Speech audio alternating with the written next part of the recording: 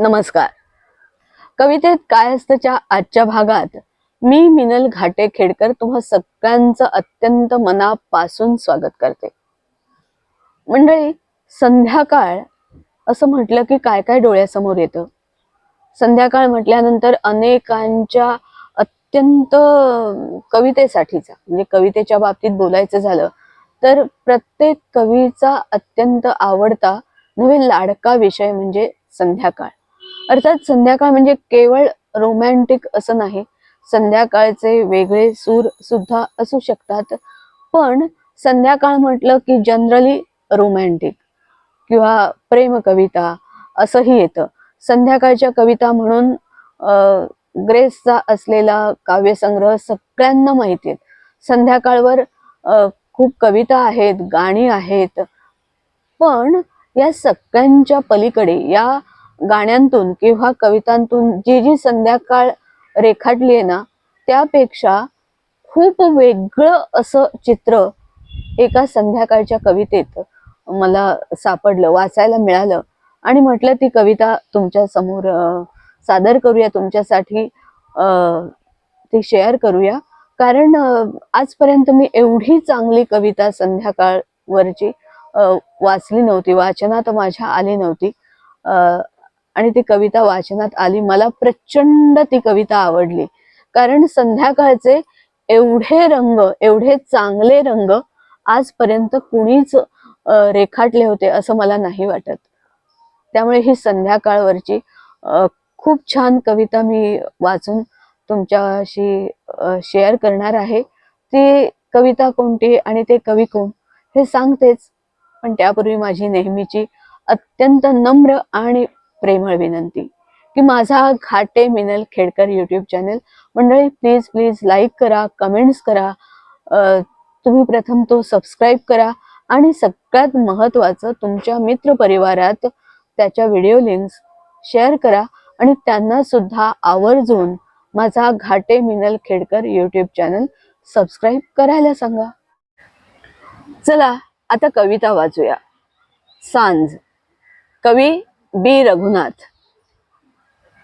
गाऊलीच्या पावलांत सांज घरा आली, गाऊलीच्या पावलात सांज घरा आली, तुंबलेल्या आचळात सांज भरा आली.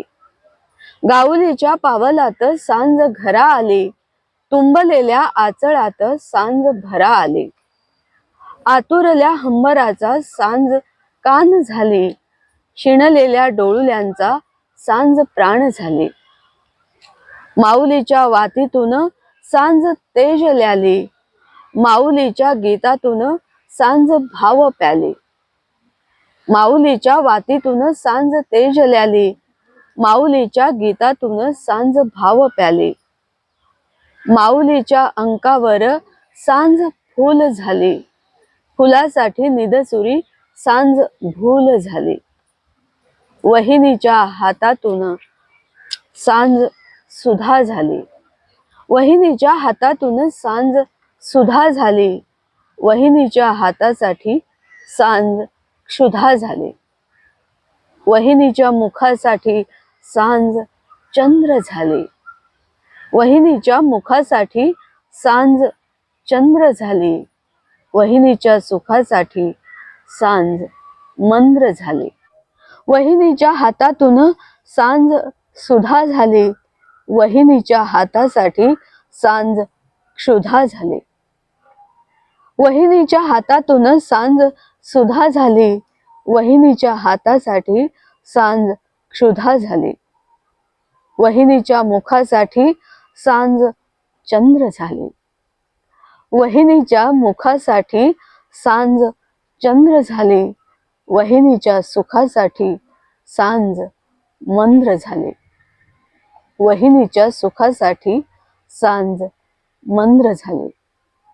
मंडळी, केवढे संध्याकाळचे अत्यंत गोड म्हणजे खऱ्या अर्थाने गोड गोड असे रंग, असे भाव या कवितेत मांडलेत बी रघुनाथ यांनी.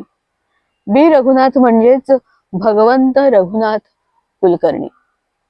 मंडळी, हे संध्याकाळचे रंग तुम्हाला कसे वाटले? अर्थात ते छानच वाटले असणार, पण मला तसं कमेंट्स करून सांगा. कवितेत काय असतं? कवितेत सगळं असतं. कवितेत असे संध्याकाळचे वेगळेच की जे आवडणारे असेच रंग सुद्धा असतात. फक्त हे रंग समजून घेण्यासाठी एक संवेदनशील मन असणं गरजेचं असतं. कवितेत सगळं असतं. यासाठीच कविता वाचूया, कविता ऐकूया आणि आनंदी राहूया.